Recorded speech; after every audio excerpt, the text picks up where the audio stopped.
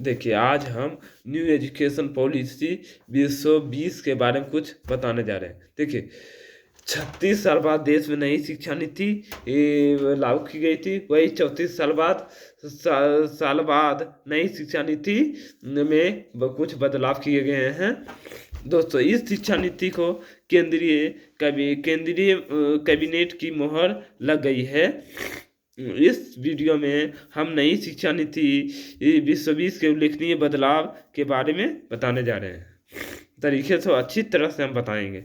दोस्तों, पहले जो एजुकेशन का स्ट्रक्चर था वो 10+2+3 का था, लेकिन अब जो स्ट्रक्चर है वो 5+3+3+4 का है। इसको आइए हम जानते हैं कि किस तरह 5+3+3+4 का स्ट्रक्चर बनाया गया है। लाइए इसके बारे में हम जानकारी देते हैं। देखिए, फंडामेंटल जो रहेगा 5 ईयर तक रहेगा, और प्रीपरेटरी 3 ईयर, और मिडिल क्लास 3 ईयर, और 4 ईयर जो रहेगा सेकेंडरी रहेगा। अब देखिए, 5 ईयर फंडामेंटल में क्या आता है।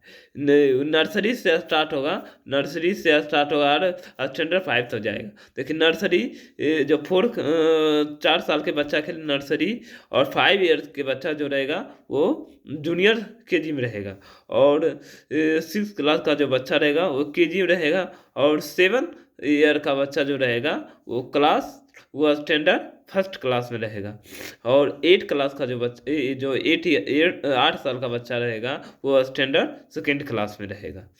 अब 3 ईयर प्रीपरेटरी, मतलब इसमें 9 साल का बच्चा स्टैंडर्ड थर्ड में जाएगा, और 10 ईयर का बच्चा स्टैंडर्ड फोर्थ में जाएगा, और 11 ईयर का बच्चा स्टैंडर्ड फिफ्थ में जाएगा। अब देखिए, 3 ईयर मिडिल क्लास। देखिए, इसमें होता है 12 साल का बच्चा स्टैंडर्ड 6 में जाएगा, और 13 साल का बच्चा स्टैंडर्ड 7th में जाएगा, और 14 साल का बच्चा स्टैंडर्ड 8th में जाएगा। और अब क्या आया, अब आ गया next 4 year secondary. Next 4 year जो है वो सेकेंडरी, स्टैंडर्ड 9th 15 ईयर्स में जाएगा। स्टैंडर्ड जो 9 है वो 15 साल का बच्चा स्टैंडर्ड 9 में जाएगा, और 16 साल का बच्चा 10th में जाएगा। 16 साल का बच्चा 10th में जाएगा। 10th को एसएससी के नाम से जाना जाता है। 10th को क्या नाम से जाना जाएगा? एसएससी के नाम से। स्टैंडर्ड एसएससी के नाम से जाना जाएगा 10th को। और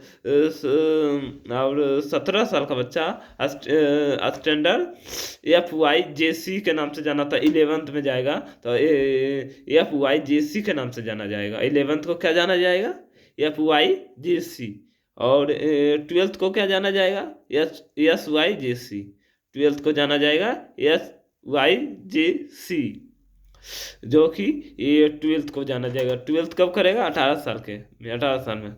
और सबसे पहले खास बात यह है कि पहले जो 10वीं क्लास में बोर्ड था वह अब 10वीं क्लास में बोर्ड नहीं होगा, जो कि 12वीं क्लास में अब होगा। 10वीं क्लास में बोर्ड नहीं होगा, जो कि अब 12वीं क्लास में बोर्ड होगा। पहले एमफिल की पढ़ाई हुआ करती थी, उस एमफिल को हटा दी गई है। कॉलेज में डिग्री 4 साल की, ये दूसरा बदलाव किया गया है। अब 5वीं तक के छात्रों को मातृभाषा या स्थानीय भाषा में ही पढ़ाई और राष्ट्रभाषा में ही पढ़ाया जाएगा। बाकी विषय चाहे वे अंग्रेजी क्यों ना हो, एक सब्जेक्ट के तौर पर पढ़ाया जाएगा। एक सब्जेक्ट के तौर पर पढ़ाया जाए, जो विषय हो। अब 5वीं तक केवल मातृभाषा और राष्ट्रभाषा स्थानीय भाषा में पढ़ाया जाएगा। अब बाकी 5वीं के बाद जो है वो सब्जेक्ट वाइज पढ़ाया जाएगा। अब 9वीं से 12वीं तक की क्लास अब सेमेस्टर वाइज पढ़ाया जाएगा। 9वीं से 12वीं तक की क्लास को सेमेस्टर वाइज पढ़ाया जाएगा। 3 साल की डिग्री उन छात्रों के लिए है जिन्हें हायर एजुकेशन नहीं होना है, जैसे कि मुझे बीए करके छोड़ दिए, अब बीए करने बाद हमको कोई करने का मन नहीं है, तो जिसको करने का मन वो हुआ हायर एजुकेशन, मतलब वो और आगे पढ़ना चाहता है। यही कहा गया कि 3 साल की डिग्री उन छात्रों के लिए जिन्हें हायर एजुकेशन नहीं होना है। वही हायर एजुकेशन करने वाले छात्रों को 4 साल की पढ़ाई करनी होगी।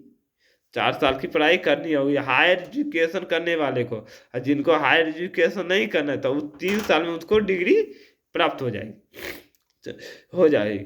तो डिग्री करने वाला, और 4 साल की डिग्री करने वाले स्टूडेंट 1 साल में एमए की पढ़ाई पूरी कर लेगा, 1 साल में एमए की डिग्री प्राप्त हो जाएगा। जो छात्र एमए कर लेंगे वो डायरेक्ट पीएचडी कर सकते हैं, जो छात्र एमए कर लेंगे वो डायरेक्ट पीएचडी कर सकते हैं। स्टूडेंट बीच में कर सकेंगे दूसरे कोर्स। हायर एजुकेशन में 235 तक ग्रॉस एनरोलमेंट रेशियो 50% हो जाएगा। वही नहीं, शिक्षा नीति के तहत कोई छात्र एक कोर्स को बीच में अगर कोई दूसरा कोर्स करना चाहे, बीच में अगर कोई दूसरा कोर्स करना चाहे तो पहले कोर्स से सीमित समय के लिए ब्रेक लेकर वो दूसरा कोर्स कर सकेंगे। मतलब अगर जो कोर्स कर रहा है तो उसको बीच में ब्रेक ले लेना है, ब्रेक लेकर दूसरा कोर्स में नामांकन ले सकता है। चलिए, हम आज ये वीडियो आपको अच्छा लगा होगा। मैं न्यू एजुकेशन पॉलिसी 2020 के बारे में संपूर्ण जानकारी दे दिए कि कैसे 5+3+3+4 का स्ट्रक्चर बना है। चलिए, धन्यवाद।